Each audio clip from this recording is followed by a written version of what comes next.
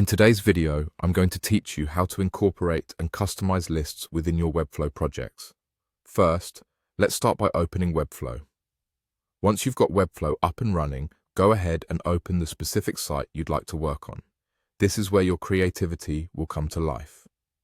Next, on the left side of your interface, you'll see an option to add elements.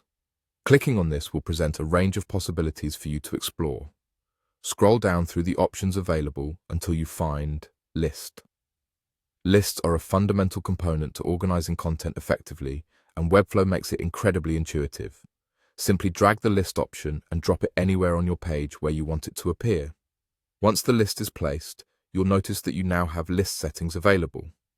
In these settings, Webflow offers you the choice between ordered and unordered lists, giving you the flexibility to choose based on how you want your content to be structured.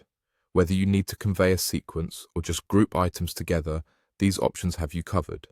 You even have the choice to decide if you want bullets to be displayed alongside your list items or not. This allows you to tailor the appearance of your list according to the design style you're aiming for.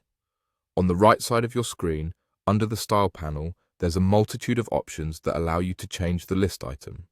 Take your time here, as Webflow offers a lot of customization tools, so feel free to choose and experiment to see what works best for your design needs.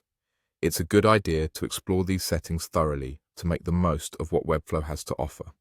Once you're happy with your list setup, let's move forward by clicking again on Add Elements.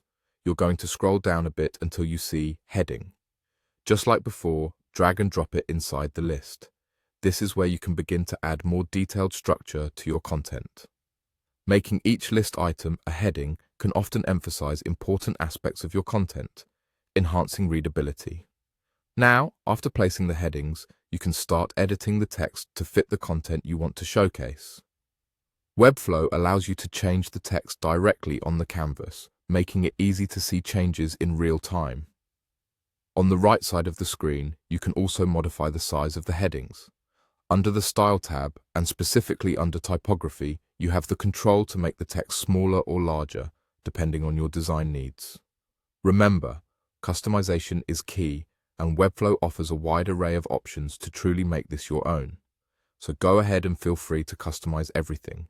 Don't be afraid to try out new styles and configurations, ensuring that each list becomes a seamless part of your overall site design.